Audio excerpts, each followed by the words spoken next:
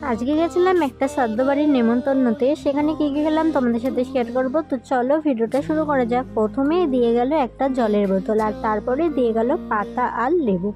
তারপরে দিয়ে গেল গরম গরম সাদা ভাত, আর এই সাদা ভাতের সাথে ছিল লাল শাক ভাজা। শাকটা ভাত দিয়ে খাওয়ার পরেই দিয়ে গেছিলো শুক্তো। শুক্তোটা কিন্তু অনেক টেস্টি হয়েছিল খেতে, আমার বেশ ভালো লেগেছে। এটা খাওয়ার পরে দিয়ে গেছিলো ডাল, আর ডালের সাথেই ছিল চিপস। ভাতটা ডাল দিয়ে খাওয়ার পরেই দিয়ে গেছিলো 2 রকমের মাছ। এই মাছটার নাম কি ঠিক আমি জানি না, তাও আমি মাছ খাই না, তাও নিয়েছিলাম তোমাদের দেখানোর জন্য। তারপরে দিয়ে গেছিলো রুই মাছ। পরে আমি মাছগুলো আমার মাকে দিয়ে দিই। তারপরে দিয়ে গেছিলো আমের চাটনি, আর আমের চাটনির সাথেই ছিল পাঁপড়। আমের চাটনি দিয়ে পাঁপড় খেতে বেশ ভালো লাগে। এটা খাওয়ার পরে দিয়ে গেছিলো মিষ্টি দই, আর মিষ্টি দইটা কিন্তু দারুণ খেতে ছিল।